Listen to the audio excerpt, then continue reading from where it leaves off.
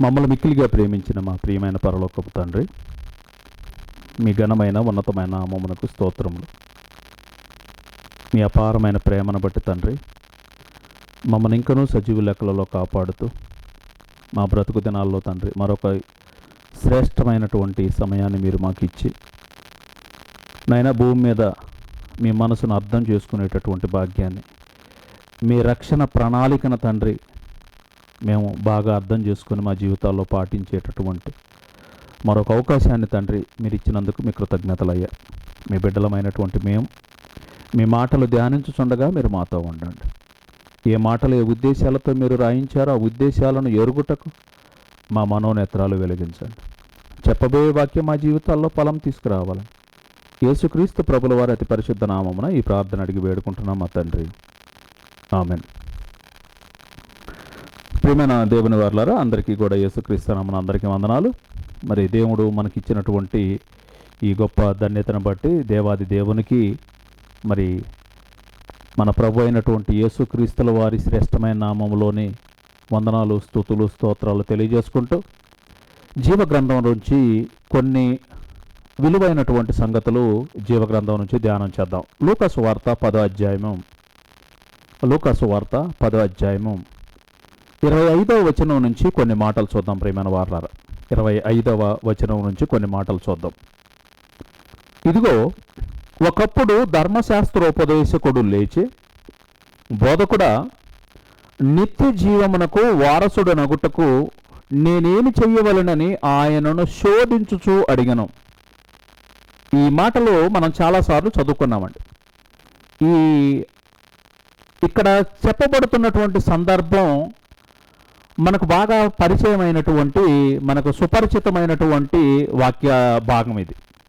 అయితే దేవుడు ఏదైనా సరే ఒక సంగతి కనుక మనకు తెలియజేసినప్పుడు దానిని మనం పాటించి మనం ముందుకెళ్తుంటేనే మరొక కొత్త సంగతిని దేవుడు మనకి తెలియజేస్తూ ఉంటారు. పట్టించుకోకుండా గనక ఈ చెవితో విని ఆ చెవితో గనక మర్చిపోతే మోసపోయేది మనమే. కాబట్టి జీవమైనటువంటి దేవుని మాటలు ఆత్మీయంగా మనల్ని నిత్య జీవానికి నడిపించే విధంగా మనం దినదినము కూడా బహుజాగ్రత్త కలిగి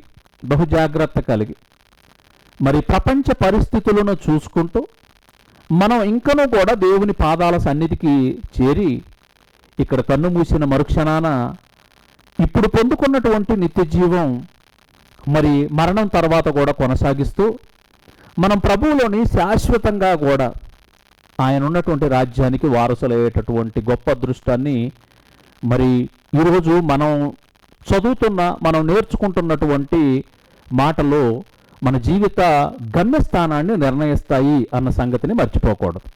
కాబట్టి జాగ్రత్తగా గనక గమనిస్తే ఇది ప్రపంచంలోని కుల, మత, వర్గ, ప్రాంత భేదాలకు సంబంధం లేకుండా ప్రతి ఒక్కరికి కూడా మరి ఈ థాట్, ఈ ఆలోచన అనేది ప్రతి ఒక్కరి హృదయంలో కూడా ఉంటుంది. అలాంటి ఆలోచన కలిగినటువంటి మాటే ఇక్కడ ఒక ధర్మశాస్త్రోపదేశకుడు యేసు ప్రభువుల వారిని అడుగుతూ ఉన్నారు. ఆ మాట ఇప్పుడు మరలా చదువుదాం. ఒకప్పుడు ధర్మశాస్త్ర ఉపదేశకుడు లేచి, బోధకుడా, నిత్య జీవమునకు వారసుడు నగుటకు నేనేమి చెయ్యవలెను? నిత్య జీవమునకు వారసుడు నగుటకు నేనేమి చెయ్యవలెను అని ఆయనను శోధించుచూ అడిగను అని అందండి. నిత్య జీవానికి వారసుడిని అని అంటున్నారు. వారసత్వం, ఇన్హెరిటీ. ఈ వారసత్వం అనేది, ఇన్హెరిట్ అనేది ఎలా వచ్చింది? మన జనరల్గా కనుక వారసత్వం అనేది ఎలా వచ్చింది? మన తాత సంపాదించింది మన తండ్రికి, మన తండ్రి సంపాదించింది మనకు, మనం సంపాదించింది మన పిల్లలకు రావటం వారసత్వం. ఇక్కడ నిత్య జీవం వారసత్వం ఏం కాదు అసలు. అర్థమవుతుందమ్మా? అబ్రహాము గారు నిత్య జీవాన్ని పొందుకున్నారు. భూమి మీద దేవుని కృపను బట్టి, దేవుని దయను బట్టి. అలా అయినంత మాత్రాన ఇస్సాకు గారికి రావాలని రూల్ ఏం లేదు. ఇస్సాకు గారి వ్యక్తిగతంగా తన జీవితంలోని దేవునికి ఇవ్వాల్సిన స్థానాన్ని ఇచ్చి ఆయన దయను పొందుకొని దేవుడు ఏదైతే మరి భూమి మీద మనుషులుగా మన నుండి ఆశిస్తున్నారో మరి అది నెరవేరిస్తేనే. అలానే మన క్రియల వలన ఎవరో కూడా నిత్య జీవాన్ని సంపాదించలేరు. గుర్తుంచుకోండి, మన క్రియల మూలంగా వచ్చేది కాదు ఇది. ఈ నిత్య జీవం వారసుడును అగుటకు నేనేమి చెయ్యాలి అని అంటున్నాడు. వారసుడిని అగుటకు అసలు క్వశ్చనే రాంగ్. నిత్య జీవం కావాలి అని అనుకోవటం కరెక్ట్, కానీ వారసత్వం అనేది నీకు రాదు. వారసత్వం అనేది మీ ఫ్యామిలీలో ఒకళ్ళకి వస్తే ఇంకొకళ్ళకి ఆటోమేటిక్గా వచ్చిద్ది అని అనుకోవటం కాదు. ఇది వ్యక్తిగతంగా పొందుకోవాల్సినటువంటిది. వ్యక్తిగతంగా దేవుని పాదాల చెంత ఉండి ఈ నిత్య జీవాన్ని మరి దేవుని దయను బట్టి, కేవలం ఆయన కృపను బట్టే మనకు నిత్య జీవం, మన క్రియలను బట్టి కాదు. భూమి మీద ఎవరు కూడా క్రియలను బట్టి కాదు. కానీ ఈ ధర్మశాస్త్రోపదేశకుడు ఆయన శోధిస్తూ అడుగుతున్నాడు. అడుగుతూ అప్పుడు యేసుప్రభుల వారు అంటున్నారు, అందుకు యేసుప్రభుల వారు, ధర్మశాస్త్రమందు ఏమి రాయబడి ఉన్నది? ఏమయ్యా, నువ్వు ధర్మశాస్త్రోపదేశకుడు కదా, ధర్మశాస్త్రమందు ఏమి రాయబడి ఉంది? అసలు నువ్వేం చదువుతున్నావు అని మరలా తిరిగి అతన్నే ప్రశ్న అడగడం జరిగింది. అప్పుడు అతను అంటున్నాడు, నీ దేవుడైన ప్రభువును, బాగా అర్థం చేసుకోండి, 10 ఆజ్ఞలని 2 భాగాలుగా విభజించి చెబుతున్నారు. నీ దేవుడైన ప్రభువుని నీ పూర్ణ హృదయముతోను, నీ పూర్ణ మనసుతోను, నీ పూర్ణ శక్తితోను, నీ పూర్ణ వివేకముతోను ప్రేమింపవలెను. రెండోది, నిన్ను వలె నీ పొరుగు వారిని ప్రేమింపవలయును అని రాయబడి ఉన్నది అని ఆయనకి చెప్పేశారు. ఏమంటే ఇప్పుడు మీరందరూ కనుక ఒక్కసారి ఈ మాటల లోతు, డెప్త్ అనేది కనుక ఒక్కసారి ఆలోచన చేస్తే, అసలు భూమి మీద సృష్టి ఆరంభం నుండి నేటి వరకు కానీ భవిష్యత్తులో కానీ దేవునిని మనస్ఫూర్తిగా, ఏమంటే నీ పూర్ణ హృదయంతో, నీ పూర్ణ ఆత్మతో, పూర్ణ శక్తితో, పూర్ణ మనసుతో, పూర్ణ వివేకంతో ప్రేమించగలిగినటువంటి వారు పుట్టింది మొదలుకొని చచ్చిపోయేంత వరకు ఎవరైనా ఉన్నారా? ఎవరు లేరండి. ఎవ్వరూ లేరు. అసలు భూమి మీద మనిషి అనేవాడు ఎవ్వడూ లేడు. శరీరధారిగా వచ్చినటువంటి యేసుక్రీస్తు ప్రభువుల వారు తప్ప ఈ మాటని 100% నెరవేర్చగలిగినటువంటి వారు ఎవరూ లేరు. మొదటిది. రెండవది, నిన్ను వలె నీ పొరుగు వారిని ప్రేమింపవలెను అనేది కూడా, ఇది కూడా భూమి మీద ఎవరూ లేరు.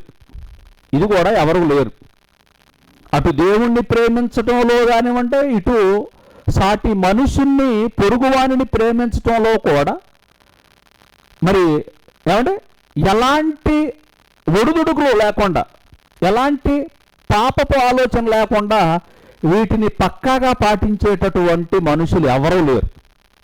కాబట్టి వీటిని బట్టి, ధర్మశాస్త్రంలో చెప్పబడిన వీటిని బట్టి భూమి మీద మనుషుడు ఎవరికీ కూడా నిత్య జీవం రాదు అన్న సంగతి కన్ఫర్మ్ చేసుకోవాలి మనం. ఇది ఎవడో చేయలేడు, రాదు కూడా. చేయలేరు కాబట్టి రాదు. మనం ఎవరం చేయలేం. ఇది భూమి మీద ఎవరు కూడా చేయలేరు. అసలు నిత్య జీవం అనేది ఎందుకు ఈరోజు మనం అడుక్కోవాల్సి వస్తుంది? నిత్య జీవం కోసం ఎందుకు వెంపర్లాడాల్సి వస్తుంది? నిత్య జీవాన్ని ఎందుకు మనం వెతుక్కుంటున్నాం? ఈరోజు ప్రపంచంలో ఉన్నటువంటి ప్రతి మనిషికి కూడా ఏదో తెలియనటువంటి ఆందోళన అనేది, ఏదో తెలియనటువంటి అంటే లోటు, ఒక వెలితి మానవ జీవితంలో ఉంటుంటుంది. మానవ జీవితంలో ఏదో తెలియనటువంటిది, ఏందో తెలియదు, దేనికోసం వెతుకుతూనే ఉంటుంటారు. అన్నీ ఉంటాయి, కానీ ఇంకా దేనికోసం వెతుకుతూ ఉంటుంటారు. ఈ అన్నిటికీ కూడా కారణం ఏంటంటే, మనిషి భూమి మీద కలుగజేయబడినటువంటి మనిషి దేవుని స్వరూపంలోని, దేవుని పోలిక చొప్పున దేవుని కోసం కలిగించబడ్డాడు. కాబట్టి ఆ దేవుణ్ణి సొంతం చేసుకునేంత వరకు, ఆ దేవుణ్ణి పొందుకునేంత వరకు కూడా ఏమండి ఈ మానవ జీవితానికి ప్రశాంతత అనేది ఉండదు. కనుకనే ఈ తపన లోపల ఉంటుంది, కానీ ఆ తపన కార్యరూపం దాలవకుండానే అది వేరే రూపంలోని, పాపంలోని ఆ ఆలోచనలన్నీ కూడా మరి కనుమరుగైపోతున్నాయి అన్న సంగతిని మనం జ్ఞాపకం చేసుకోవాలి ప్రియమైన దేవుని పిల్లలారా. ప్రపంచ మానవాళి ప్రారంభమైన తరువాత ఆదాము అవ్వలను దేవుడు ఈ భూమి మీద కలగజేసినప్పుడు ఆదాము అవ్వలు మరణించడం దేవునికి ఇష్టం లేదండి. దేవునికి ఇష్టం లేదు. ఆదాము అవ్వలు మరణించడం దేవునికి ఇష్టం లేదు. అంటే వాళ్ళ పుట్టుక నిత్య జీవాన్ని పొందుకున్నటువంటి గొప్ప అదృష్టం వాళ్ళది. No death at all. మరణం అనేది లేదు వాళ్ళకి. మరణం అనేది లేదు. ఏమంటే నిత్య జీవానికి ఆల్రెడీ నిత్య జీవంతోనే పుట్టేశారు. శాశ్వత కాలం కూడా బ్రతికేటటువంటి, నో టైం, దినాలు ఏజింగ్ అనేది లేదు. వయసు 1 సంవత్సరం 2 సంవత్సరాలు 3 సంవత్సరాలు అనేది లేదు. ఎంత కాలం అయినా సరే భూమి మీద ఏమంటే మరణం అనేది లేనటువంటి ఒక గొప్ప జీవితం. ఆ గొప్ప జీవితంలోని వీళ్ళు ఒకటి చేశారు, పాపం అనేది చేశారు. ఆ పాపం అనేది చేయటం వలన మరణాన్ని పొందుకున్నారు, మరణాన్ని సంపాదించుకున్నారు.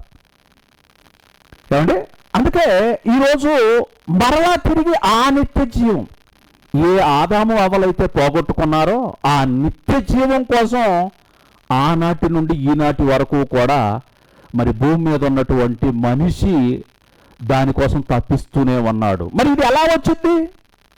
ఇది ఎలా వచ్చింది? అసలు ఎందుకు ఈ మరణం వచ్చేసింది? ఈ మరణానికి ఈరోజు భూమి మీద బ్రతుకుతున్నటువంటి మన బ్రతుకులో ఏమంటే అసలు నిత్య జీవం అనే విలువ తెలియాలి అని అంటే అసలు ఆత్మీయంగా మరణం ఎందుకు అయిపోయామో ఆ మరణానికి ఉన్నటువంటి బలం, ఆ మరణానికి ఉన్నటువంటి తీవ్రత మనకు అర్థమైతే ఈ నిత్య జీవాన్ని పొందుకోవటం కోసం చాలా జాగ్రత్త పడతామండి. ఏమండి అందుకే పాపము అనేది మనకు బాగా వినబడుతున్నటువంటి మాట. పాపానికి ఉన్నటువంటి నిర్వచనం ఏమంటే మనం చాలా మాటలు వింటూ ఉంటుంటాం.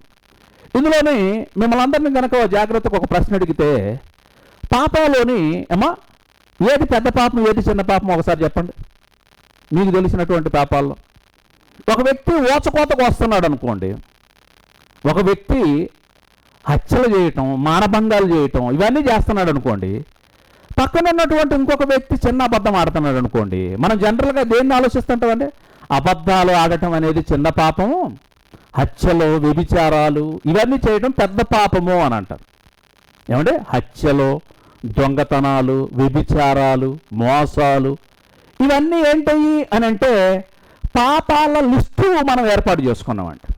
నో, ఇవి పాపాలు లిస్టు కాదు. ఇది పాపాల లిస్ట్ అనేది ఇది కాదండి. ఇవి పాపాలా అని అంటే పాపాలు కాదు ఇవి. అదేంది అలా అంటున్నారా అని అనుకుంటున్నారా? ఓకే, మనం జనరల్గా మనం ఎప్పుడైనా సరే నలతగా ఉన్నప్పుడు మన జీవితంలోని ఏమంటే కొన్నిసార్లు మన జీవితంలో జ్వరం వచ్చిద్ది, తలనొప్పి వచ్చిద్ది, వాంతులు అవుతూ ఉంటుంటాయి, ఒళ్ళంతా కూడా నొప్పులు ఉంటుంటాయి, లేకపోతే అక్కడక్కడ కూడా స్వెల్లింగ్ అనేది వస్తూ ఉంటుంటుంది. ఇవన్నీ జబ్బులా? ఇవన్నీ కూడా రోగాలా అని అంటే నో. ఇవి ఒకటి లోపల రోగం ఏదో ఉంది, ఆ రోగం మూలంగా మన జీవితంలో కనబడుతున్న సిమ్టమ్స్ ఇవి సిమ్టమ్స్ ఇవి. ఏమంటే అందుకే డాక్టర్ దగ్గరకు పోయినాం అనుకోండి, జ్వరం వచ్చేసింది, మనకి జ్వరం వచ్చేసినప్పుడు ఏం చేస్తున్నాం మనం? ఒక డోలో తీసి పడేస్తాం. అది కొద్దిసేపు పవర్ ఉంటుంది, కొద్దిసేపట్లలో పనిచేసిద్ది, ఓకే బాగానే ఉంది. మళ్ళీ వచ్చిద్ది, మళ్ళీ వేస్తావు. పైన లక్షణానికి నువ్వు మందులు వేస్తున్నావు. అదే నువ్వు డాక్టర్ దగ్గరికి వెళ్తే ఇది ఆగటం లేదు అని అంటే ఖచ్చితంగా డాక్టర్ దగ్గరికి వెళ్తాం. డాక్టర్ ఏం చేస్తాడో తెలుసా? డాక్టర్ ఏం చేస్తాడు? నీ దగ్గర ఉన్నటువంటి థర్మామీటర్ పెట్టి నీకు జ్వరం ఉంది అని మళ్ళీ ఒక ట్యాబ్లెట్ ఇయ్యడం. ఏమంటే అప్పుడు డాక్టర్ చేసేటటువంటిది ఏంటో తెలుసా? ఇవి బయటికి కనబడుతున్న లక్షణాలు ఇవి. ఏమంటే ఇవి డిసీజ్ కాదు, ఇవి రోగం కాదు, ఇది వ్యాధి కాదు. లోపల వ్యాధి ఏదో ఉంది, అది రూట్ కాజ్. దాన్ని అసలు ఏంటి అనేది తెలిస్తే కానీ, అది తెలియాలంటే ఒక ఎక్స్రే తీయాలో, లేకపోతే ఒక బ్లడ్ టెస్ట్ చేయాలో, లేకపోతే ఒక స్కానింగ్ చేయాలో, లేకపోతే ఎంఆర్ఐ స్కాన్ అంటాడు, సిటీ స్కాన్ అంటాడు, ఇంకేది దొరకకపోతే పెట్ స్కాన్ అంటాడు. ఇది తేలినప్పుడు ఓహో లోపల క్యాన్సర్ ఉంది, దాని మూలంగా జ్వరం అనేది బయటపడిందా? ఇన్ని రోజులు తెలియక ఈ జ్వరానికి టాబ్లెట్ వేస్తున్నాను, లోపల ఏముంది వ్యాధి? ఒక క్యాన్సర్ ఉంది. లోపల ఏముంది? ఒక వ్యాధి. అయ్యో, ఒక టైఫాయిడ్ ఉంది. ఇప్పుడు ట్రీట్మెంట్ దేనికి ఇవ్వాలి? దానికి ఇవ్వాలండి, దానికి ఇవ్వాలి. అది ఇవ్వకుండా ఈ సిమ్టమ్స్ని ఏదైనా కంట్రోల్ చేయాలి అని అంటే కంట్రోల్ కొంతకాలం అయితే కానీ వ్యాధి మూలాలు ఏంటో తెలుసుకొని దానికి చికిత్స అందించకపోతే ఇవి మాత్రానికి సిమ్టమ్స్ ఎప్పటికప్పుడు రిపీట్ అవుతూనే ఉంటుంటాయి ప్రియమైన వాళ్ళు. అలానే ఇప్పుడు పాపం ఏంటయ్యా అని అంటే, పాపం ఏంటో మనకు తెలియాలి అని అంటే హత్యలు, దొంగతనాలు, వ్యభిచారాలు, ఏమంటే ఇవి బయటికి కనబడే సిమ్టమ్స్. ఇవి లోపల ఒకటి ఆల్రెడీ గూడు కట్టుకొని ఉంది, లోపల ఒకటి వ్యాధి ఒకటి లోపల ఉంది. ఆ వ్యాధి వలన ఒక వ్యక్తి వ్యభిచారిగా మారిపోతున్నాడు, ఒక వ్యక్తి దొంగగా మారిపోతున్నాడు, ఒక వ్యక్తి దోపిడీదారుడుగా మారిపోతున్నాడు, ఒక వ్యక్తి ఇలాగ ఉన్నాడు. ఇవన్నీ బయటికి కనబడేవి. లోపల ఉన్న ఒరిజినాలిటీ ఏంటి, ఆ డిసీజ్ ఏంటి, ఆ వ్యాధి ఏంటి అని అంటే ఆత్మకు పట్టినటువంటి రోగం పాపం. ఆ పాపాన్ని గురించి బైబిల్లో ఏం రాయబడిందో చూడండి అండి ఒకసారి. యోహాను రాసినటువంటి మొదటి పత్రిక 3వ అధ్యాయము 4వ వచనం కనుక జాగ్రత్తగా చూస్తే, 3వ అధ్యాయము యోహాను గారు రాసినటువంటి మొదటి పత్రిక 3వ అధ్యాయము 4వ వచనం, పాపము చేయు ప్రతివాడును ఆజ్ఞను అతిక్రమించును. దేన్ని అతిక్రమిస్తాడంటమ్మా? ఆజ్ఞను అతిక్రమించును. ఆజ్ఞ అతిక్రమమే పాపము. ఇదండి నిర్వచనం. ఇది మేము ఎన్నిసార్లు చదువుకోలేదు, ఇది మాకెందుకు తెలియదు అని అనుకుంటాం. ఆజ్ఞ అతిక్రమమే పాపము. ఆజ్ఞ అంటే ఇప్పుడు మరి ఆజ్ఞ అంటే ఆజ్ఞ అతిక్రమము పాపము. మనకు వినటానికి చాలా సింపుల్గా ఏమంటే చాలా ఏమంటే గింతంత ఉంది, కొంచెమే ఉంది. ఆజ్ఞ అతిక్రమం పాపము, ఆజ్ఞ అతిక్రమం పాపము. అసలు ఆజ్ఞ అంటే ఏంది ఏమంటే ఈ పాపం డెప్త్ మనకు అర్థం కావాలి, పాపం యొక్క బలం ఏంటో మనకు అర్థం కావాలి. ఈరోజు పైన వాటికి మందులు వేసేసి పైన వాటికి మన మూలాల్లోకి వెళ్తేనే మనకు యేసు ప్రభుల వారు మాట్లాడిన ప్రతి మాట వెనక డెప్త్ మనకు అర్థమైపోద్దండి. ఆజ్ఞ అతిక్రమం పాపం. Very good. ఆజ్ఞ అంటే ఏంటి ఇప్పుడు మరి? ఆజ్ఞ అంటే ఆజ్ఞ దేవుని వాక్కు, దేవుని వాక్యము, దేవుని మాట. దేవుని మాటను ధిక్కరించటం పాపమా? అమరే దేవుని మాటను అతిక్రమించటం పాపమా? అవును, పాపము అని అన్నారు. ఈ పాపము యొక్క తీవ్రత, ఈ పాపము యొక్క పర్యవసానం మనకు అర్థం కావాలి అని అంటే నిత్యజీవం అని చెప్పేసి వెంపర్లాటం కాదు అమ్మా. ముందు ఆ పాపం యొక్క పర్యవసానం ఏంటో నీకు బాగా అర్థమైతే నిత్య జీవానికి నువ్వు ఎంత జాగ్రత్త, ఎంత అటెన్షన్ పే చేస్తావో బాగా అర్థమవుతుందండి. ఆజ్ఞ అతిక్రమము పాపం. ఆజ్ఞ అంటే దేవుని మాట. ఆ దేవుడు పలికినటువంటి మాట, దానికి ఉన్న శక్తి ఏంటో నీకు అర్థం కావాలి.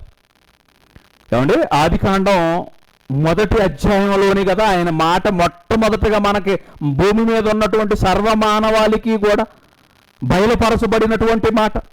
ఏమండి, 1వ అధ్యాయంలోని ఆయన పలికినటువంటి మాటకున్న తీవ్రత ఒక్కసారి గనక జాగ్రత్తగా గమనిస్తే ప్రియమైన వారలారా, 3వ వచనం 1వ అధ్యాయము ఆదికాండం 3వ వచనం దేవుడు అంటున్నారు, వెలుగు కమ్మని పలుకగా వెలుగు కలిగెను, వెలుగు మంచిదైనట్టు దేవుడు చూసెను.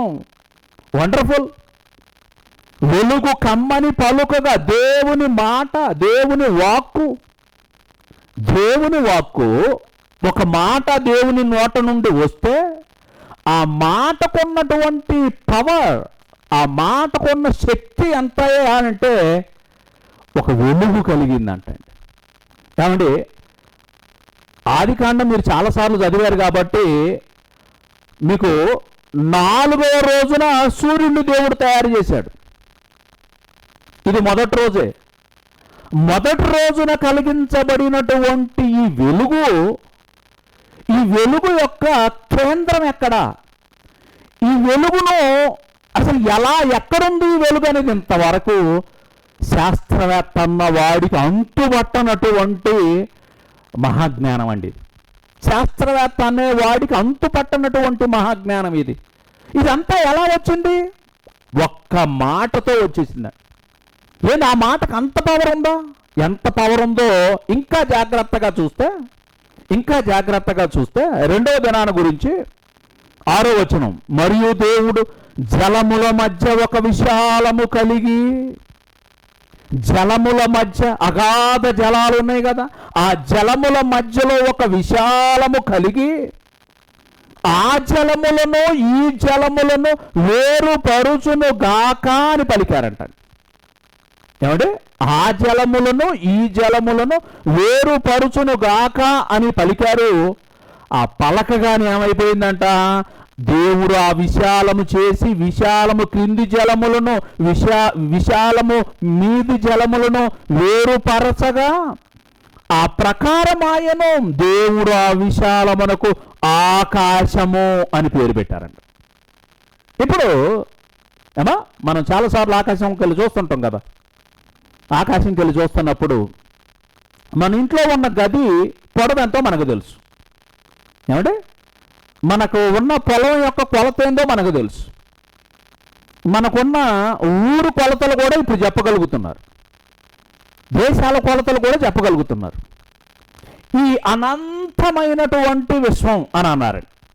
ఈ ఆకాశం కనుక ఒక్కసారి చూస్తే అబ్బా ఏంటండి బాబు ఇది, దీని ఎండింగ్ ఎక్కడా, దీని ఎండు ఎక్కడా అని జాగ్రత్తగా గమనిస్తే అది ఎంత దూరం ఉందో, దీని అంచు ఎక్కడో, ఏమంటే ఇది అంచు ఎక్కడో భూమి మీద పుట్టినటువంటి మనిషి జ్ఞానానికి అందనది, అది తట్టుకోలేనటువంటి ఏమంటే అంత జ్ఞానం, ఇంత పెద్ద విశాలాన్ని ఒక్క మాటలో కలిగించడం ఏంటండి? వండర్ఫుల్ కదండి. ఎంత పవర్ ఉండాలి ఆ మాటలో. అంత పెద్ద విశ్వాన్ని, అంత పెద్ద ఆకాశాన్ని తయారు చేస్తే ఆకాశంలోని ఏమంటే ఇంకా జాగ్రత్తగా అలా గనక వస్తూ ఉంటుంటే 9వ వచనంకి రాగానే చూడండి ఇంకేమంటున్నారో దేవుడు. మీరు మొదటి అధ్యాయంలో ఉన్నటువంటి ఆదికాండం 1వ అధ్యాయంలో ఉన్నటువంటి దేవుని మాటకున్న పవర్ ఏంటో మీకు అర్థమైతే ఏమంటే చాలా సంగతులు మనకి క్లియర్ అవుతాయండి. 9వ వచనం, దేవుడు అంటున్నారు, ఆకాశము క్రిందనున్న జలములు ఒక చోటనే కూర్చబడి ఆరిన నేల కనబడునుగాక అని పలుకగా మాట, దేవుని ఆజ్ఞ, దేవుని యొక్క వాక్యము, ఆ దేవుని వాక్కు ఆ మాట వచ్చిందో లేదో ఆకాశము క్రింద ఉన్నటువంటి జలాలు ఒక చోట, ఆ జలాలలో నుంచి ఆరిన నేలకు భూమి, ఆ జలరాశికి సముద్రము అని పేరు పెట్టాడంట. ఆ జలరాశికి సముద్రము అని పేరు పెట్టాడంట. సముద్రం లోతు ఎంతండి ఇప్పుడు? సముద్రపు వెడల్పు ఎంతండి? సముద్రంలో ఉన్న నీళ్లు ఎన్ని లీటర్లండి? ఆ సముద్రంలో ఉన్నటువంటి అలలు ఎగిసి పడుతూ వస్తూ ఉంటుంటే సిల్లిగా ఇసుకను అడ్డుగా కట్టగా వేసేసి ఆపటం ఏంటండి? ఇది మనుషుడు అన్నవాడికి ఎవరికైనా సరే అంతుబట్టే జ్ఞానం అంటారా? ఇది మనుషుడు అన్నవాడికి ఎంత పెద్ద అలలో ఎగిసి పడుతున్నటువంటి అలలు, ఉవ్వెత్తున ఎగిసి పడుతూ వచ్చినటువంటి అలలు అంచు చివరికి రాగానే దేవుడు ఇసుకను అడ్డుగా వేసేసాడు. గెట్ అవుట్, గెట్ బ్యాక్, వెనక్కి వెళ్ళిపో. నీకొక స్థాయి నిర్దేశితమైనటువంటి ఆ పరిమితిని నేను నియమించాను, దాన్ని దాటకూడదు, నువ్వు వెనక్కి వెళ్ళిపో. బా ఎంత అద్భుతం అండి! ఏంటి ఒక్క మాటలోనే ఇంత పెద్ద సముద్రాలు, ఆ సముద్రాల గురించి ఈరోజు కొట్టుకొని చచ్చిపోతున్నారు. ఈ సముద్రం మాది, ఈ సముద్రం మాది అని. ఈరోజు ఏమంటే ఇరాన్ దేశంలోని ఒక వ్యక్తిని చంపేసేశారు. అక్కడ ఉన్నటువంటి జలసంధి ఒక మార్గం ఒకటి ఉంది, సముద్ర మార్గాన్ని, దాన్ని వాళ్ళు బంద్ చేశారు. ప్రపంచంలో ఉన్నటువంటి ఆయిల్ నిల్వలు ఒక చోట నుంచి ఒక చోటకు పోవాలి అని అంటే ఈ సముద్రాలను కలిగించింది ఎవరో, అందులోని ఈ యొక్క ఆయిల్ నిల్వను నిర్మించింది ఎవరో. ఇంత పెద్ద సృష్టి ఎన్ని సంవత్సరాల నుంచి తోడుకుంటున్నారండి భూమి లోపల నుంచి. ఇవన్నీ ఎవరు చేశారు? ఒక్క మాట అండి, ఒక్క మాట. భూమి, అబ్బో ఈ భూమి 3 వంతుల నీళ్లు, 1 వంతు ఆరిన నేల. ఇది అసలు ఎలా సాధ్యమవుతుంది? ఇది ఎలా అసలు ఏకంగా కలిసి ఉంటుంది? 3 వంతులు నీళ్ళేంది, 1 వంతు భూమి ఏంది? ఇది ఎవరికి అంతు పట్టనటువంటి జ్ఞానం ప్రియమైన దేవుని పిల్లల. ఆ భూమిని వేసకపోయి శూన్యంలో వేలాడదీయటం ఏంటండి? పైగా శూన్యంలో వేలాడదీయటం. 3 వంతులు నీళ్లు, 1 వంతు భూమి, ఇది ఉన్నటువంటి ఈ భూగోళం మొత్తం కూడా తన చుట్టూ తాను తిరుగుతూ, సూర్యుడి చుట్టూ పరుగులెత్తుతూ, అయినా సరే ఈ నీళ్లు తొనికిపోవటం లేదు, ఈ నీళ్లు తొనికిపోవటం లేదు. ఏమండి, ఎంత గొప్పగా అనంతమైనటువంటి ఈ భూమిపైన, ఆ భూమిపైన ఎన్ని కొండలు, ఎన్ని ఎడారులు, ఎన్ని పర్వతాలు, ఏమండి ఇంకా ఎన్ని మొక్కలు. ఆ మొక్కలలో మీకు తెలిసిన పేర్లు చెప్పండి. వేప చెట్టు, జామ చెట్టు, మామిడికాయ చెట్టు, మామిడిలు ఎన్ని రకాలు. అబ్బో, ఇలా చెప్పుకుంటూ పోతే భూమి మీద మనిషి అన్నవాడు ఇంకా గుర్తుపట్టనటువంటి, గ్రహించనటువంటి జాతుల మొక్కలు ఇంకా బోల్డ్ అని ఉన్నాయంట భూమి మీద. ఎప్పటి ఆదాము, ఎప్పుడు మనం, ఆ రోజు దేవుడు ఒక మాట చెబితే ఇప్పటికీ ఆ చెట్లు పుడుతూనే ఉన్నాయి, ఆ చెట్లు ఫలిస్తూనే ఉన్నాయి, అవి మనకు ఆహారాన్ని ఇస్తూనే ఉన్నాయి. ఏంటండి ఆ మాటకున్న పవర్? ఏంటి ఆ మాటకున్నటువంటి గొప్ప శక్తి? ఆ మాటలోని ఎంత శక్తి ఉందో మీకు అర్థం కావాలి. ఎన్ని లక్షల కోట్ల జాతుల వృక్షాలున్నాయి ఈ భూమి మీద.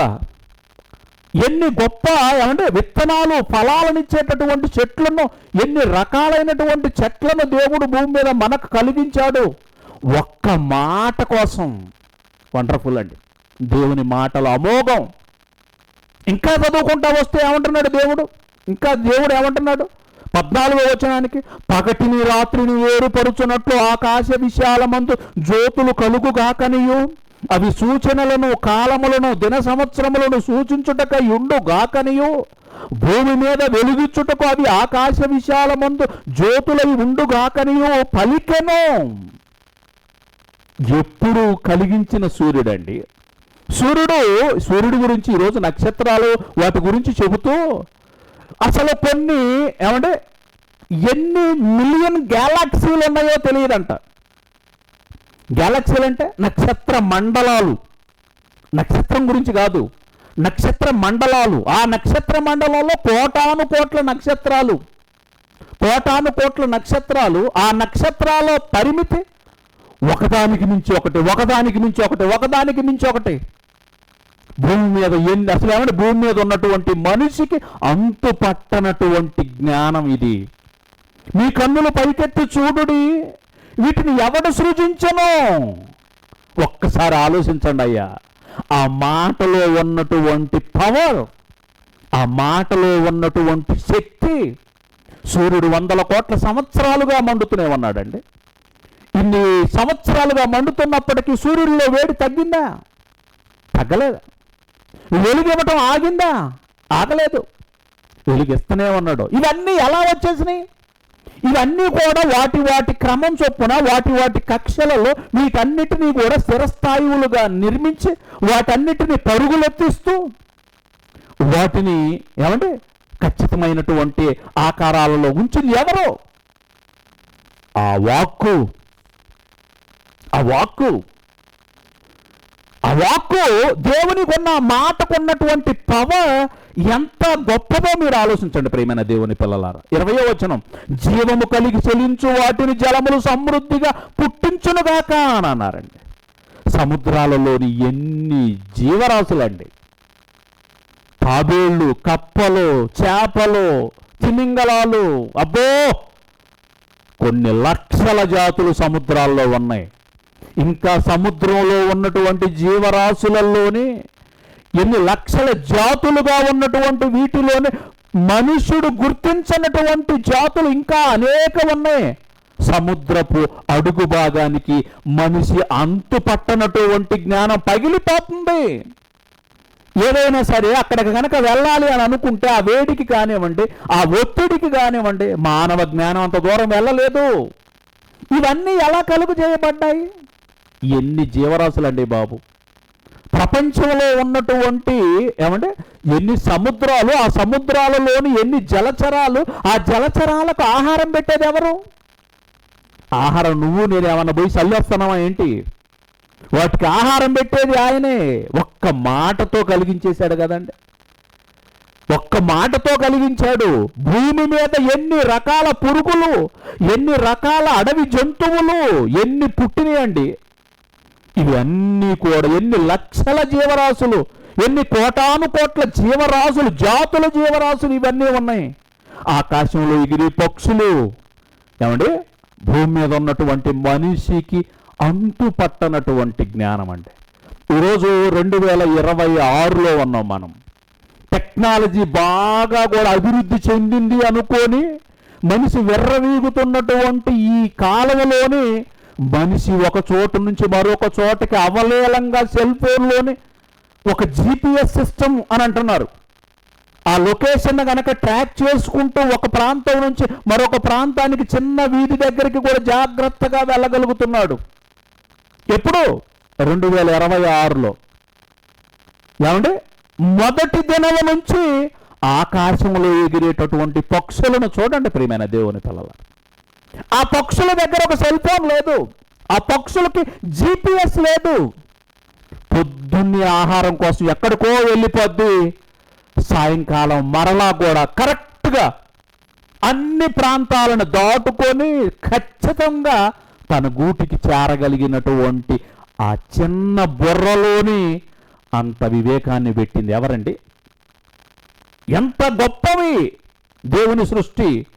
ఎంత గొప్ప మాట ఆయనకి, ఎంత గొప్ప శక్తి ఆయన మాటలో ఉంది. దేవుని యొక్క మాటకున్న పవర్ ఏంటో మనకు తెలియాలి. మానవ దేహం భూమి మీద మనిషిని తయారు చేయబడిన తరువాత మానవుని దేహం భూమి మీద ఉన్నటువంటి ప్రతి మనిషి ఎంత యూనిక్గా ఎన్ని లక్షల కోట్ల కణాలను ఈ శరీరంలో ఉంచాడో, ఎన్ని లక్షల కోట్ల కణాలను ఈ శరీరంలో ఉంచాడో. ప్రతి శరీరానికి ఒక యూనిక్ ఐడెంటిటీ. నీకున్నటువంటి వేలి ముద్రలు ప్రపంచంలో ఏ ఒక్కడికి ఏ తరవలోనూ కూడా మ్యాచ్ కావు. అది నీకు దేవుడిచ్చినటువంటి గొప్ప ఐడెంటిటీ, యూనిక్నెస్. మన శరీరానికి ఉన్నటువంటి వాసన ప్రపంచంలోని ప్రపంచం పుట్టిన దగ్గర నుంచి ఇప్పటి వరకు రాబోయే తరాలలో కూడా ఈ స్మెల్ ఎవరికీ ఉండదు. మన కంటిలో ఉన్నటువంటి రెటీనా ప్రపంచంలోని ఇంకొక కన్నుగుడ్డుకి మ్యాచ్ కాదు. ఎవరండి ఇవన్నీ చేసేసింది? ఇవన్నీ ఎవరు చేసేసారు? ఎంత గొప్పవాడండి ఆ మహానుభావుడు! ఆ మాటకున్నటువంటి పవర్ ఏంటో మీకు అర్థమైతే, ఎంత గొప్ప శక్తి కలిగినటువంటి దేవుడు ఇప్పుడు ఏ మనిషినైతే సృజించాడో ఆ మనిషికి చెబుతున్నటువంటి మాట 2వ అధ్యాయము. ఈ మనసులోని ఇవన్నీ మీరు జాగ్రత్తగా పెట్టుకోవాలి. ఇప్పుడు చెప్పినటువంటి మాటలు మీకు అన్నీ తెలిసినాయే, నేను అన్నీ కూడా ఒక్కసారి మీకు జ్ఞాపకం చేశాను. వీటన్నింటినీ మనసులో పెట్టుకొని ఎంత శక్తి కలిగినటువంటి దేవుని మాటో, ఆ మాటకున్న పవర్ ఏంటో, ఆ మాట ఆ మాటకున్న శక్తి ఎంతో ఇప్పటి వరకు చూసాం. అదే శక్తి కలిగినటువంటి మాట, అదే పవర్ కలిగినటువంటి మాట మనిషితో చెబుతున్నటువంటి మాట. 2వ అధ్యాయము 17వ వచనం. మంచి చెడ్డల తెలివినిచ్చు వృక్ష ఫలమును నువ్వు తినకూడదు. Don't eat forbidden fruit. ఏదైతే నేను నిషేధించానో ఆ చెట్టు ఫలాలను నువ్వు తినకూడదు. It's an order from the supreme. దేవుని యొక్క మహాశక్తివంతుడైనటువంటి ఏ దేవుని నోటనైతే వచ్చి ఇంత అనంతమైన సృష్టి నిర్మించబడిందో ఆ శక్తి కలిగినటువంటి మాట, మనిషికి చెబుతున్నటువంటి మాట, వృక్ష ఫలములను, మంచి చెడ్డల తెలివినిచ్చు వృక్ష ఫలములను తినకూడదు, తిను దినమున నిశ్చయముగా సత్యదవు. ఏ మాట అయితే ఇంత పెద్ద సృష్టిని, ఇంత పెద్ద శక్తివంతమైనటువంటి విశ్వాన్ని కలగజేసిందో అదే మాట, ఈ పండు తినకూడదు, తిను దినమును నిశ్చయముగా సత్యదవు. ఆ మాటలో శక్తి ఉంది, ఆ మాటలో శక్తి ఉంది. శక్తి కలిగిన ఆ ఆజ్ఞను నువ్వు ధిక్కరిస్తే వచ్చేటటువంటి పర్యవసానం కూడా అదే స్థాయిలో ఉంటుంది. ఒకవేళ కనుక నువ్వు ధిక్కరించి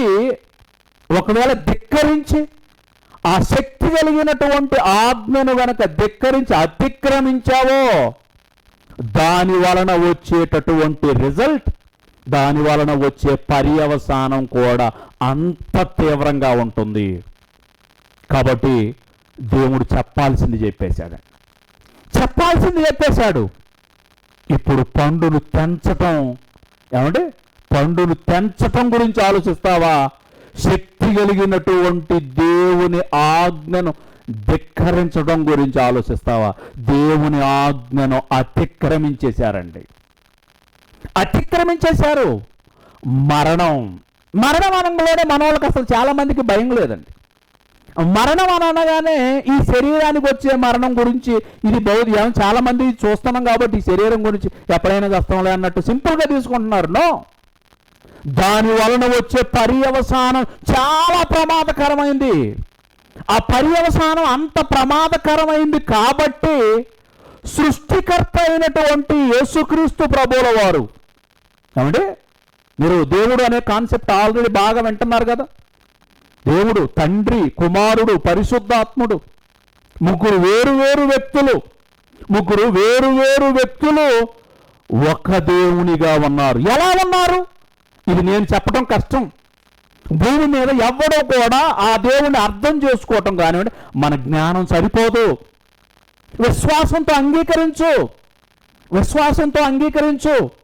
సృష్టికర్త అయినటువంటి ఆ దేవుడు, సృష్టి నిర్మాణంలో తండ్రి ఉన్నాడు, సృష్టి నిర్మాణంలో కుమారుడు ఉన్నాడు, సృష్టి నిర్మాణంలో పరిశుద్ధాత్ముడు ఉన్నాడు.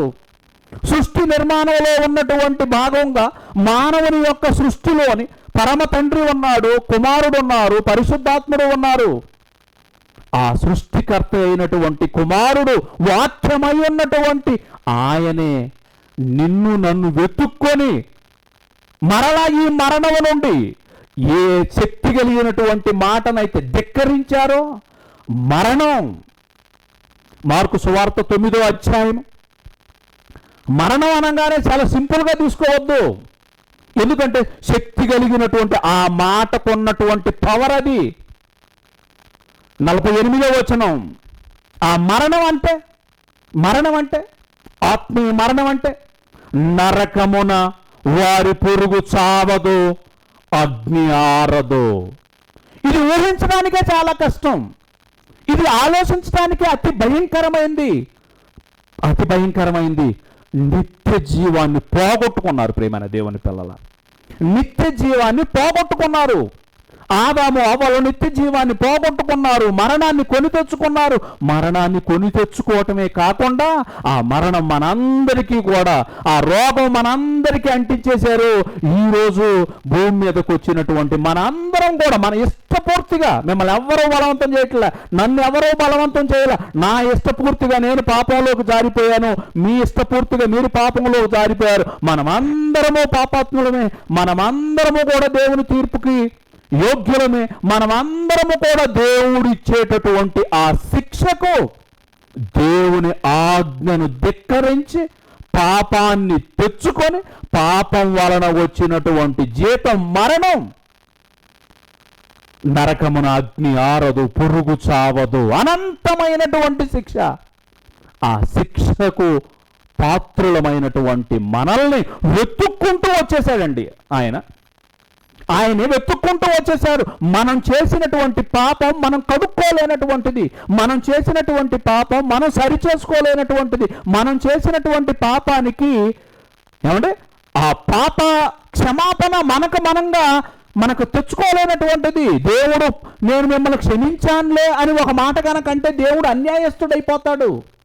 దేవుడు న్యాయాన్ని కనపరచాలి. ఆయన న్యాయవంతుడు.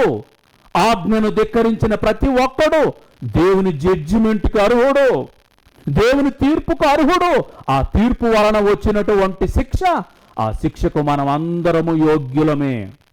దేవుడు ఎంత ప్రేమిస్తే మన కోసం మరలా రక్షణ ప్రణాళికనండి చేసింది మనం, ఆజ్ఞను అతిక్రమించింది మనం, ధిక్కరించింది మనం, ఆయన మనకు వద్దు పో అని నెట్టేసింది మనం, మాకిక్కడ చాలా సంతోషంగా ఉంది అని పాపంలోకి జారిపోయింది మనం, ఆ పాపంలోకి పోయి ఏమంటే ఆపదలలో చిక్కుకుంది మనం. ఆపదలలో చిక్కుకున్నటువంటి మనలో ఏ ఒక్కడో కూడా దేవునికి మొరపెట్టి అయ్యా మేము ఆపదలలో చిక్కుకున్నాం, మీ కుమారుని పంపించండి అయ్యా అని అడిగింది లేదు. అడగక మునిపే ఆయన రక్షణ ప్రణాళికను మనకు భూమి మీద సిద్ధపరిచి ఆయన ఎంత ప్రేమించాడో. యోహాను సువార్త 3వ అధ్యాయం 16వ వచనం చూడండి ప్రియమైన దేవుని పిల్లలారా. యోహాను సువార్త 3వ అధ్యాయం 16వ వచనం. ఎంత అద్భుతమైనటువంటి ప్రేమ అండి ఆయనది. ఆయనకున్నటువంటి ప్రేమ ఎంత అమోఘమైంది. మన జీవితాలలోని మనం నిత్య జీవాన్ని ఎందుకు తెచ్చుకోవాలో, నిత్య జీవానికి ఎందుకు పరుగులెత్తాలో మనకు బాగా అర్థం కావాలండి. పాపం వలన వచ్చే పర్యవసానం అది ఊహించడానికి కూడా కష్టం. 16వ వచనం, దేవుడు లోకమును ఎంతో ప్రేమించెను కాగా ఆయన తన అద్వితీయ కుమారునిగా పుట్టిన వాని యందు బిగాటెన్ సన్ అని అంటారు ఇంగ్లీష్లో, జనితైక సుతుడు అని అంటుంటారు. అందరిలాగా ఈయన కూడా ఏమంటే పుట్టినవాడు కాదు. మనకు అర్థం కావటం కోసం ఈ మాట రాసేశారు. పుట్టుక లేనివాడు, ప్రారంభం లేనివాడు, ముగింపు లేనివాడు, ఏమంటే శాశ్వత కాలం, everlasting to everlasting ఉన్నటువంటి గొప్పవాడు యేసుక్రీస్తు ప్రభులు. ఆయన కుమారునిగా ఉన్నటువంటి వాని యందు విశ్వాసముంచు వాడును నశింపక, విశ్వాసముంచు ప్రతి వాడును నశింపక నిత్య జీవము పొందునట్లు ఆయనను మనకు అనుగ్రహించెను. వండర్ఫుల్ కదండి. యేసు ప్రభువుని ఎందుకు ఈ లోకానికి పంపించారు? యేసు ప్రభుల వారు ఎందుకు ఈ లోకానికి వచ్చేసారు? నీకు నాకు నిత్య జీవం ఇవ్వటం కోసం అంటమ్మా. ఏ నిత్య జీవాన్ని అయితే ఆదాము అవ్వలు పోగొట్టుకున్నారో, ఏ నిత్య జీవాన్ని అయితే ఆదాము అవ్వలు తిరస్కరించారో, ఆ పోగొట్టుకున్న లేకపోతే తిరస్కరించిన ఆ నిత్య జీవాన్ని మరలా మనకి ఆపాదించడం, మనకి ఇవ్వటం కోసం వచ్చినటువంటి గొప్పవాడు. మరి ఇప్పుడు ఎలా ఒక రక్షణ ప్రణాళిక. నీకు తీర్పు తీర్చడానికి యేసు ప్రభు రాలేదు. అదే మాట తర్వాత వచ్చిన వాళ్ళు ఏమంటున్నారు చూడండి. లోకము తన కుమారుని ద్వారా రక్షణ పొందుటకే, కానీ లోకమునకు తీర్పు తీర్చుటకు దేవుడు ఆయనను లోకములోనికి పంపలేదు. మీరు విశ్వాసం ఉంచాలి.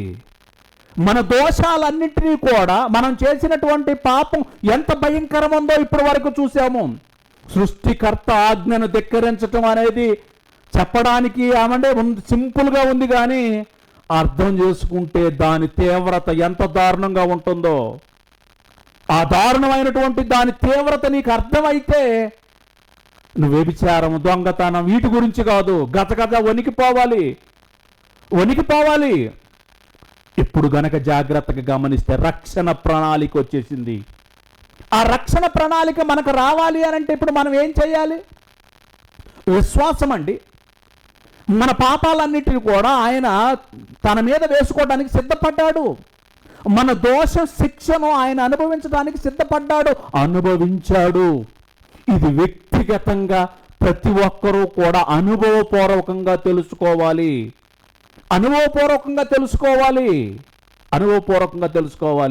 అందుకే ఆ డిస్కషన్లోని ధర్మశాస్త్రోపదేశకుడు వచ్చి, బోధకుడా నేను నిత్య జీవానికి వారసుడు నగుటకు నేనేమి చెయ్యవలనని ఆయనను శోధించుచూ అడుగుతున్నాడంట.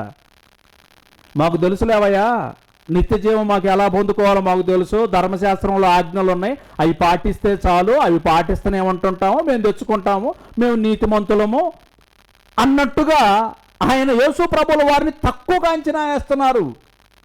ఏమంటే మరలా చదువుదాం అన్నమాట. లూకాసు వార్త 10వ అధ్యాయము 25వ వచనం. ధర్మశాస్త్రోపదేశకుడు ఒకప్పుడు లేచి, బోధకుడా, నిత్య జీవమునకు వారసుడనగుటకు నేనేమి చెయ్యవలెనని ఆయనను శోధించుచూ అడిగాను. మంచి ఏమండి, ఎంతగా శత్రువులను కూడా ప్రేమించినటువంటి గొప్పవాడండి యేసుక్రీస్తు ప్రభువుల వారు. ఎందుకంటే ఆయనకు తెలుసు అందరం పాపాత్ములు అన్న సంగతి తెలుసు, కానీ ఆ పాపం వలన వచ్చే జీతం మరణం అని సింపుల్గా తెలుసు. దాని పర్యవసానం ఏంటో ఆయనకు బాగా తెలుసు. కనుకనే ప్రేమించి అతనికి చెబుతున్నారు. ధర్మశాస్త్రం ప్రకారం నువ్వు ధర్మశాస్త్రం ప్రకారం నిత్య జీవం పొందాలి అని అనుకుంటున్నావు కదా. ధర్మశాస్త్రం ప్రకారం అయితే పూర్ణ మనసుతో, పూర్ణ హృదయముతో, పూర్ణ వివేకంతో ఆయన ప్రేమించు. నిన్ను వలె నీ పొరుగు వారిని ప్రేమించు. ఇది ఎవరికి సాధ్యం కాదు. మాకెందుకు సాధ్యం కాదులే అని అనుకుంటున్నారు వాళ్ళు. అప్పుడు జీవిస్తామని సలహా ఇస్తే ఇతను ఇంకా ఓవర్ చేస్తూ ఇంకేమంటున్నాడు. 28వ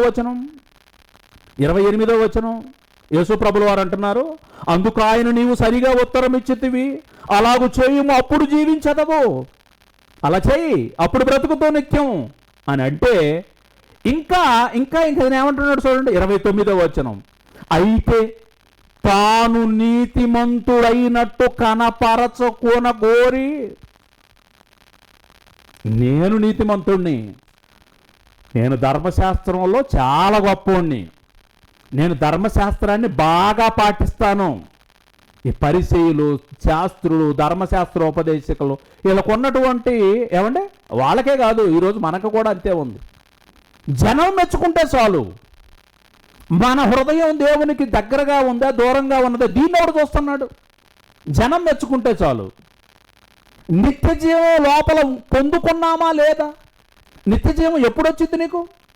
నిత్య జీవం యేసు ప్రభువుని నీ సొంత రక్షకుడుగా అంగీకరించి సొంత ప్రభువుగా నీ జీవితంలోనికి ఆహ్వానించిన మరుక్షణం నీ జీవితంలో నిత్య జీవం మొదలైద్ది.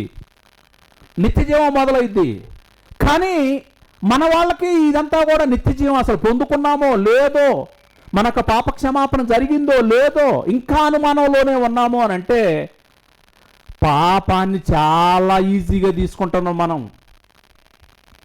మనం పాపాన్ని చాలా సులభంగా తీసేసుకుంటున్నాం. ఏం కాదు, అందరూ కూడా అలానే ఉన్నారు. అందరూ ఉన్నా సరే ప్రపంచం మొత్తం నీతిమంతుడు అయినప్పటికీ కూడా నువ్వు ఒక్కడివి, నేనొక్కడిని పాపాత్ముడుగా ఉన్నా కూడా నా కోసం, నీ కోసం ఆ ప్రభువు తన ప్రాణాన్ని పెట్టగలిగినటువంటి గొప్ప ప్రేమ ఆయనలో ఉంది. ఏంటి, ఒక్కడి కోసం కూడా మరణించగలడా? అవునండి. ఎందుకనంటే ఆ పాపం వలన వచ్చే జీతం మరణం. ఆ మరణాన్ని నువ్వు నేను తట్టుకోలేము. మన ఊహకు అందనటువంటి భయంకరమైనటువంటి శిక్ష. ఆ శిక్ష నుండి నువ్వు తప్పించబడాలి అనంటే, శిక్ష నుంచి నువ్వు తప్పించబడాలి అనంటే ఆయన తన్ను తాను మనస్ఫూర్తిగా అనేకుల యొక్క పాప క్షమాపణ కొరకు క్రయధనముగా తన్ను తాను అర్పించేసుకున్నాడు. తన ప్రాణాన్ని ధారగా పోసాడండి. ఏంటి, జంతువుల రక్తం చల్లదా? పరలోకంలో ఉన్నటువంటి దేవదూతలను తీసుకొచ్చి బలిస్తే అవదా?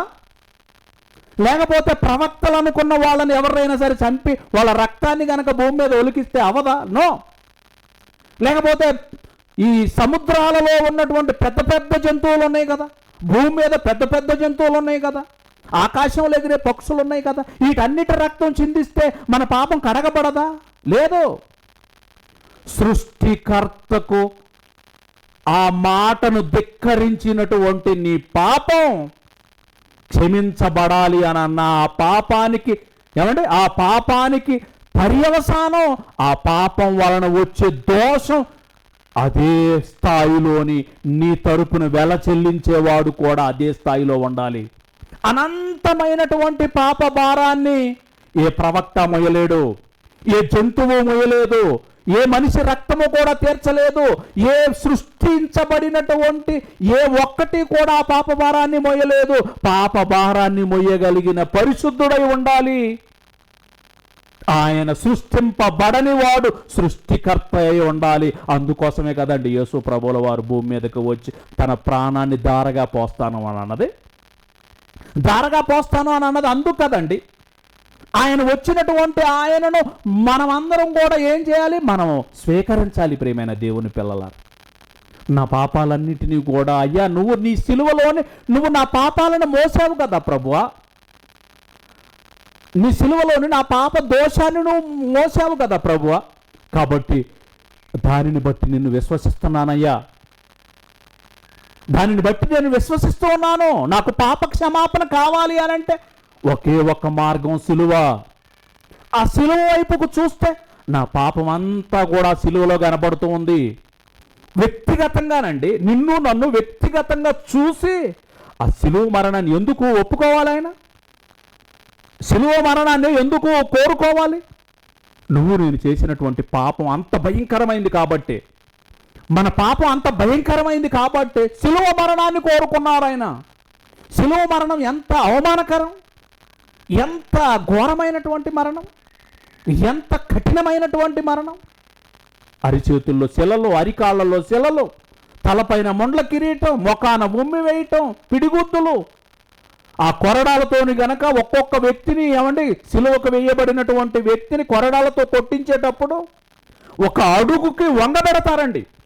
ఒక అడుగుగా ఉన్నటువంటి ఒక చెక్క మీదకి రెండు చేతులు ఇలా పెట్టి ఆ రెండు చేతులకు కూడా సంకెళ్ళు వేసి లాక్ చేసి అలా మోకాళ్ళ మీదకు వంగి నడువంతా కూడా కనబడితే ఆ సైనికులు కొరడాలు తీసుకుంటారు. కొరడా తీసుకుంటారు, స్కౌట్స్ అని అంటారు. ఆ కొరడ ఎలా ఉంటుంది? దానికి ఒక పెద్ద పిడి, ఆ పిడి నుండి లెదర్తోని తోలుతో తయారు చేయబడినటువంటి కొంత దూరం ఉన్నటువంటిది. అక్కడి నుంచి దానికి 4 భాగాలు, ఆ 4 భాగాలలో ఇనప పెంకులు, గాజు పెంకులు అవన్నీ చక్కగా అమర్చబడి ఉంటాయి. నేలకు అలా నేల మీదకు వంగినటువంటి అతను, ఏ వ్యక్తి అయినా సరే నడిపిని గనక ఒక్కొక్క దెబ్బ కొడుతూ ఉంటే దున్నేస్తాయండి. ఇవన్నీ కూడా దున్నేస్తూ ఉంటుంటే ఒక్కొక్క దెబ్బ కొడుతూ ఉంటుంటే మాంసపు మొక్కలు ఎగిరెగిరి పడుతూ ఉంటుంటాయి. ఆ దెబ్బలకు 1, 2 దెబ్బలు కొడితేనే మనలాంటి వాళ్ళు చచ్చిపోతామండి. ఆ బరువైనటువంటి సిలువ మ్రానును ఒక పక్క రక్తం అంతా దారగా పోతూనే ఉంది. సిలువలో కొట్టినప్పుడు కాదు, ఉదయం నుంచే దెబ్బలు కొడుతూనే ఉన్నారు. కళ్ళ మీద గుద్దేవారు, మొఖాన గుద్దేవారు, జుట్టు లాగేవారు, మొఖాన ఉమ్మి వేసేవారు, చెంప మీద కొట్టేవారు. ఇవన్నీ ఏ పాపము ఎరిగినటువంటి ఆ పరిశుద్ధుడు.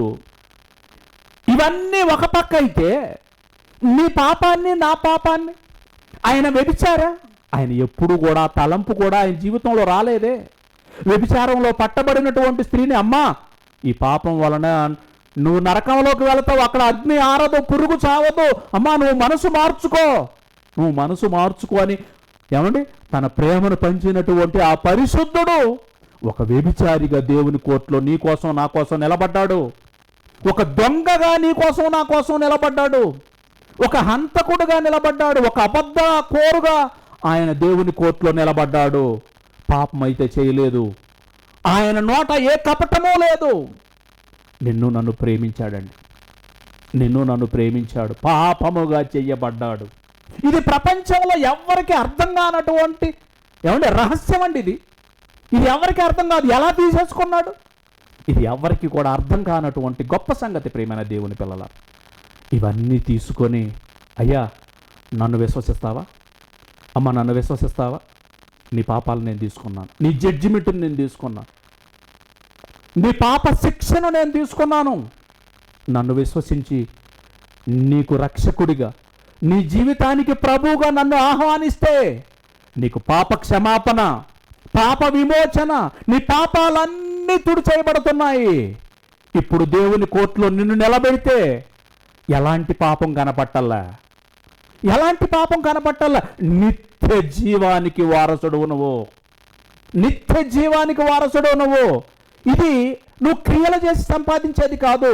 నువ్వు పూర్తిగా ఆయన పాదాల దగ్గరకు వెళ్ళి ఆయనకు పూర్తిగా సమర్పించుకొని నువ్వు సరెండర్ అయిపోయి ఆయన పాదాలు పట్టుకొని నీ జీవితంలోనికి ఆయన ఆహ్వానించేసి నీ జీవితాన్ని మార్చుకోవాల్సినటువంటి గొప్ప సంగతి ప్రియమైన దేవుని పిల్లలారా, గొప్ప సంగతి అండి. అందుకే యేసు ప్రభువుల వారు అంటున్నారు, అయ్యా నిత్య జీవం చాలా విలువైంది, మీకు నిత్య జీవం ఇవ్వటం కోసం నేను సిలువలో పడినటువంటి శ్రమలు, భౌతికంగా కనబడే శ్రమల గురించే మీరు ఆలోచిస్తున్నారు. ఆ సిలువలోని దేవా, నా దేవా నన్ను ఎందుకు చెయ్యి విడిచావు అన్నటువంటి మాట వెనక ఆయన పడినటువంటి శిక్ష, ఆయన పడినటువంటి వేదన అంతా ఇంత కాదండి. ఇది ప్రపంచంలో ఎవరూ కూడా వివరించ సత్యం కానటువంటి అత్యంత దారుణమైనటువంటి శిక్ష అండి. ఏ నరకమునైతే అగ్ని ఆరదో, ఏ నరకములోనైతే పురుగు చావదో, ఆ అనంతమైన శిక్షను నీ కోసం నా కోసం ఆయన స్పృహలో ఉండి ఆయన అంతా కూడా అనుభవించారు. ఆ స్పంజి సిరకతోని ఏమంటే ఆ చేదు కలిగినటువంటి ఆ ద్రాక్ష రసాన్ని తాగనిస్తూ ఉంటే యేసు ప్రభువుల వారు ఎందుకు తిరస్కరించారో తెలుసా? ఎందుకు తిరస్కరించారు? తిరస్కరించడానికి కారణం ఉంది. అది గనక తాగితే మత్తు వచ్చేసింది. ఆ మత్తు గనక వస్తే ఆయన బాధలు తెలియకుండా అనుభవిస్తున్నాడు అనుకుంటారు.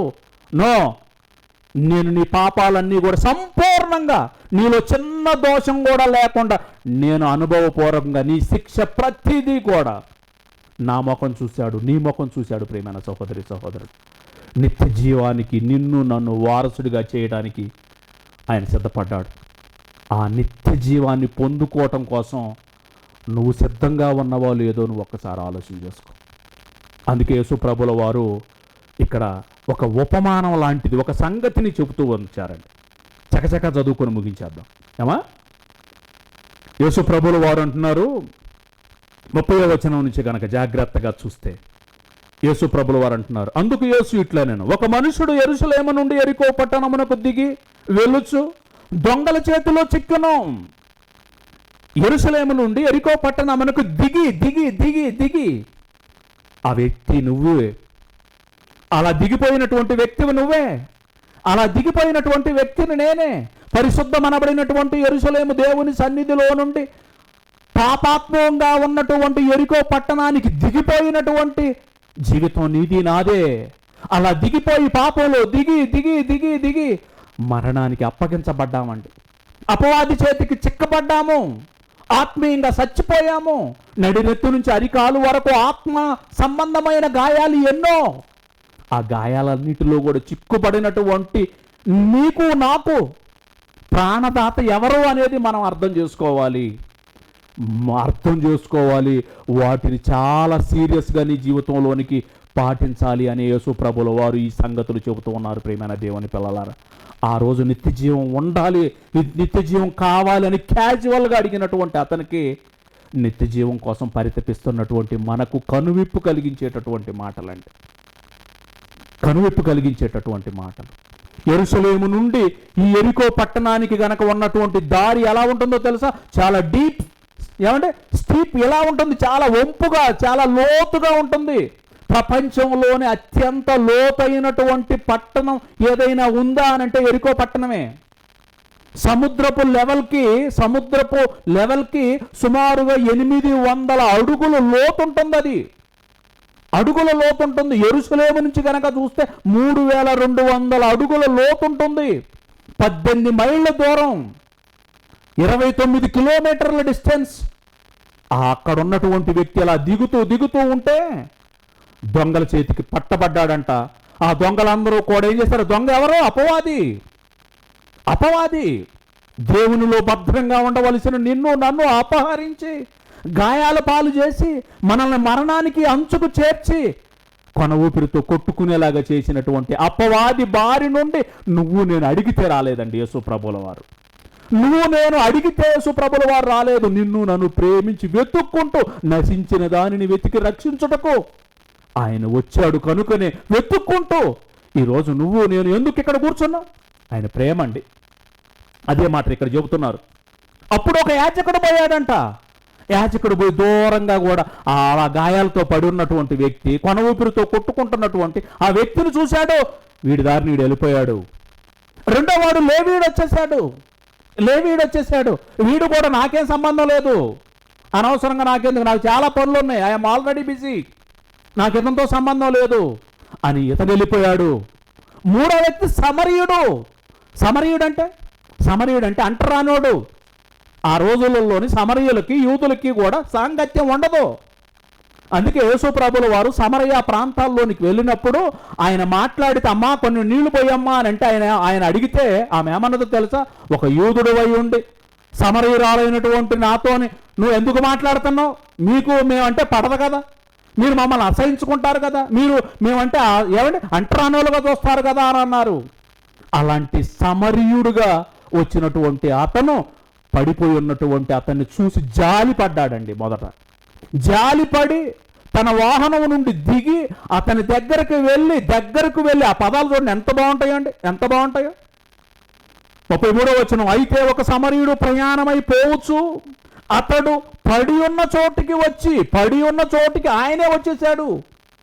పడిపోయినోడికి తెలియదు. ఏమంటే ఈరోజు ఆత్మీయంగా చచ్చిపోయిన స్థితిలో మనం ఉన్నామండి.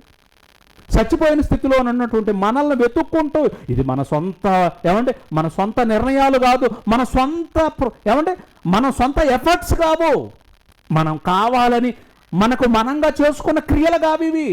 కేవలం దేవుని కృప అండి, కేవలం ఆయన ప్రేమ అండి. ఆయన వెతుక్కుంటూ వచ్చి నశించిపోతున్నాడు. నీలంటోడు నాలంటోడు ఏంటండి దేవుని కోసం ఈరోజు ఇక్కడ ఆలోచించుకోవటం. మనం చేసిన పాపాల్లో ఎప్పుడో లోకంలో నాశనం అయిపోయి ఇప్పుడు ఈ పాటికి భూమిలో కలిసిపోవలసినటువంటి మనల్ని ప్రేమించి ఆయనే కదండి కాపుదలను ఇచ్చేసి, ఆయన రక్షణను ఇచ్చేసి, ఇంకా నిన్ను నన్ను కూడా ఇంకా కొన ఊపిరితోని కొట్టుమిట్టాడుతున్నటువంటి మనల్ని సజీవంగా నిలబెట్టినటువంటి ఆయన గొప్ప ప్రియమైన దేవుని పిల్లలారా, గొప్ప ప్రేమ అండి. అందుకే ఆయనే ఏం చేశాడంట? అతనిని చూసి అతని మీద జాలిపడి దగ్గరకు పోయి నూనెను ద్రాక్షారసమును పోసి అతని గాయములను కట్టి తన వాహనం మీద ఎక్కించి ఒక పూట కోళ్ళ వాని ఇంటికి తీసుకొని పోయి అతన్ని పరామర్శించను. What a wonderful compassionate person అండి. ఎంత కరుణ కలిగినటువంటి గొప్పవాడండి అతను. చచ్చిపోతున్నటువంటి వాడు చస్తే నాకెందుకు అని అనుకున్నారు ఇద్దరు. ఆ ఇద్దరు ఎవరికి చూసినా, ఒకడు యాజకుడు అంటే దేవుని సేవ చేసేటటువంటి వాడు, దేవుని సేవ చేసేవాడు, దేవాలయంలోకి వెళ్ళి దేవుణ్ణి కొలిచేటటువంటి వాడు, దేవుణ్ణి స్తుతించేటటువంటి వాడు, దేవుణ్ణి ఆరాధించేటటువంటి వాడు, వాడికి లేనటువంటి జాలి. లేవీయుడు దేవుని పని కోసమే పుట్టాడని చెప్పుకున్నటువంటి లేవీయుడు. ఇవన్నీ కూడా మతాచారాలకు సూచన అండి. మతాచారాలు, నువ్వు పెట్టుకున్న సిద్ధాంతాలు నిన్ను కాపాడవు. ఒకడు బాప్టిస్ట్ అంటాడు, ఒకడు ఆర్సీఎం అంటాడు, ఒకడు పెంతెకోస్తు అంటాడు, ఒకడు సెవెంత్ డే అంటాడు, ఇంకొకడు అంటాడు. నువ్వు పెట్టుకున్నటువంటి పద్ధతులు ఏది కూడా నిన్ను ఏది కూడా కాపాడవు. గుర్తుంచుకో, నిన్ను కాపాడగలిగినటువంటి వాడు, నిన్ను రక్షించగలిగినటువంటి ఒకే ఒక గొప్పవాడు యేసుక్రీస్తు ప్రభుల వారు. ఆ గొప్పవాడిని నీ జీవితంలో గ్రహించి ఆయనను గనక, అయ్యా నేను ఆత్మీయంగా చనిపోయినాను, నువ్వు నన్ను కాపాడు అన్నటువంటి ఆలోచన నీ జీవితంలోని గనక, ఇది నీ వ్యక్తిగతమైనటువంటి రక్షణ.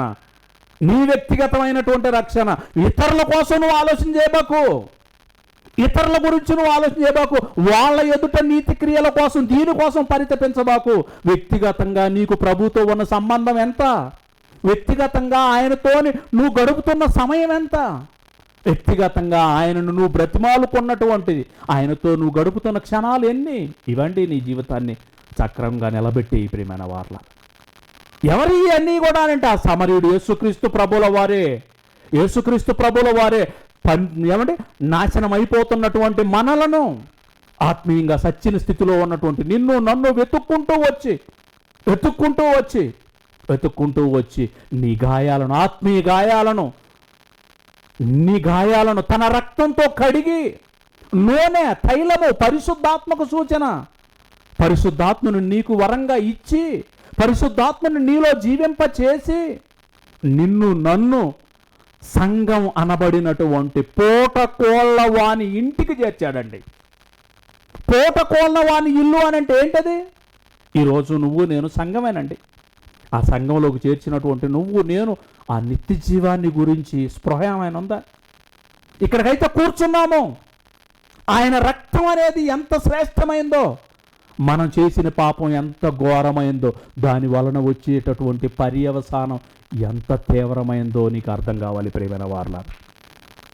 నీకు అవసరమైనటువంటి ప్రతి ఖర్చు తన శ్రేష్టమైన స్వరక్తాన్ని, అమూల్యమైనటువంటి రక్తం, నిర్దోషమైనటువంటి రక్తం, నిష్కలంకమైనటువంటి రక్తాన్ని వెలగా చెల్లించి నిన్ను నన్ను కొనుక్కున్నాడు. నీ జీవితానికి నా జీవితానికి యజమాని ఆయనే, యజమాని ఆయనే. నిన్ను నన్ను వెలపెట్టి కొనుక్కున్నాడు. ఆయన కోసం మనం ఇంకా కూడా బ్రతకకపోతే ప్రియమైన వారు, అయినా మన జీవితంలో ఆయనకి తెలియంది ఏముందో చెప్పండి అమ్మా. నువ్వు నేను ఏం దాచిపెట్టగలుగుతాం? మనం ఏమైనా దాచిపెట్టగలిగితే నిజంగానే అనుకోవచ్చు. ఏం దాచిపెట్టలేనప్పుడు పూర్తిగా సరెండర్ అవ్వటమే చాలా ప్రాముఖ్యం అండి. పూర్తిగా సరెండర్ అవ్వటం చాలా ప్రాముఖ్యకరం. పూర్తిగా సరెండర్ అవటం. మరలా వచ్చి నిన్ను తీసుకొని వెళ్తానన్నాడు, నన్ను తీసుకొని వెళ్తానన్నాడు. ఎంత గొప్ప రక్షకుడు అండి మన రక్షకుడు. మనం చేసినటువంటి పాపం ఎంత భయంకరమైంది, దాని పర్యవసానం ఎంత తీవ్రమైంది. మనకు నిత్య జీవం కావాలి ప్రియమైన వారులారా. ఈ క్షణాన్ని యేసయ్యను పొందుకుందాం. యేసు ప్రభుల వారిని మన జీవితాల్లోనికి ఆహ్వానిద్దాం. మన పాప క్షమాపణ ఆయన పాదాలను పట్టుకొని పాప క్షమాపణ ఇంకెవరైనా కనుక మనస్ఫూర్తిగా పొందుకోకపోతే నిత్య జీవాన్ని ఈ క్షణం నుంచి ప్రారంభిద్దండి. దేవుడు ఉన్నటువంటి మహాలోకాన్ని స్వతంత్రించుకున్నాడు. కళ్ళు మూసుకోండి, ప్రార్థన చేసుకున్నాడు. ప్రేమ కలిగినటువంటి మా గొప్ప తండ్రి, మహోన్నతుడ, సర్వోన్నతుడ, మీ అమూల్యమైన అమోఘమైనటువంటి రక్షణ ప్రణాళిక కొరకు తండ్రి మీ కృతజ్ఞతలు. అవును తండ్రి, మేము అయోగ్యులం నాయన, అనర్హులం, పాపాత్ములం. మీ శక్తి కలిగినటువంటి మాటను ధిక్కరించినటువంటి నాయన, నరకానికి అర్హత పొందినటువంటి వారం తండ్రి. మీ ఉగ్రతకు తండ్రి పాత్రలం. కేవలం మీ ప్రేమ బట్టి తండ్రి, మీ కుమారుడు మా కొరకు చేసినటువంటి ప్రాణ త్యాగాన్ని బట్టి నాయన మాకు అర్థమయ్యే రీతిలో తండ్రి మీరు మాకు వినిపించారయ్యా.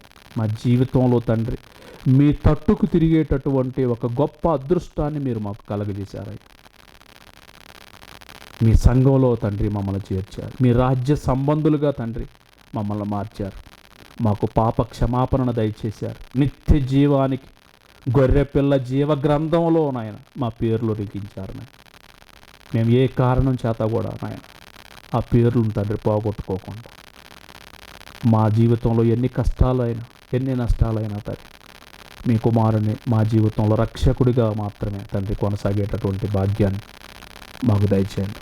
ప్రపంచ పరిస్థితులను చూస్తూ ఉంటే నాయన మీ కుమారుడు చెప్పినటువంటి ఎన్నో సూచనలు మా కళ్ళ ముందు కదలాడుతున్నాయి ప్రభువా.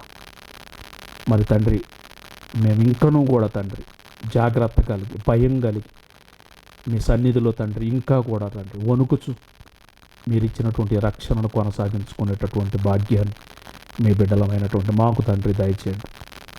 ఇంతవరకు కూడా నాయన మీ బిడ్డలు మీ మాటలను ఓపికతో విన్నారు. నాయన ఏ హృదయాలలోనైతే తండ్రి మీరు తండ్రి మరి మీ విత్తనాలను, వాక్యం అనే విత్తనాలను ఫలింపచేస్తున్నారు, ఆ హృదయాలతో నేరుగా మాట్లాడండి. హృదయాలని ఆయన కాచి కాపాడండి. పరిశుద్ధాత్మని వరంగా ఇవ్వండి. పాప క్షమాపణను దయచేయండి. నిత్య జీవాన్ని ఈ క్షణం నుంచి ప్రారంభించుకునేటటువంటి గొప్ప భాగ్యాన్ని మీ బిడ్డలైనటువంటి మా వారందరికీ కూడా తండ్రి దయచేయండి. ఈ కార్యక్రమాన్ని ఏర్పాటు చేసినటువంటి అన్నగారి కుటుంబాన్ని మీ కృపలో జ్ఞాపకం చేసుకోండి. మంచి ఆరోగ్యాన్ని ఇవ్వండి, మంచి ఆయుష్ని ఇవ్వండి. మీ కొరకు తండ్రి ఇంకనూ కూడా తండ్రి మరి పనిచేసేటటువంటి శక్తి సామర్థ్యాలను వారితో పాటు మాకును కూడా తండ్రి దయచేయండి. తండ్రి మమ్మల్ని అందరినీ మీ చేతులకు అప్పచెప్పుకుంటున్నాను. మీ దయ ఉంటే, మీ కృప ఉంటే, మీ కుమారుడు రాకడ ఆలస్యం అయితే మరలా మేము కలుసుకొని తండ్రి ఎన్నో సత్యమైనటువంటి మాటలను తండ్రి మేము అర్థం చేసుకొని బ్రతికేటటువంటి భాగ్యాన్ని, ఇంకా వాక్యంలో స్థిరంగానో తండ్రి నమ్మకంగాను మీ పాదాలకు తండ్రి ఇంకనూ సమీపంగా తండ్రి వచ్చేటటువంటి భాగ్యాన్ని మీ బిడ్డలైన మా అందరికీ దయచేయమని బ్రతిమలాడుకుంటాం. యేసుక్రీస్తు ప్రభుల వారి అతి పరిశుద్ధ నామమున ఈ ప్రార్థన అడిగి వేడుకుంటున్నాం మా తండ్రి, ఆమెన్. మన తండ్రి అయిన దేవుని ప్రేమ, కుమారుడైన యేసుక్రీస్తు ప్రభుల వారి కృప, పరిశుద్ధాత్మ దేవుని అన్యోన్య సహవాసం సదాకాలం మనందరికీ తోడైండి నడిపించును గాక. ఆమెన్. ఆమెన్. అందరికీ వందనాలు.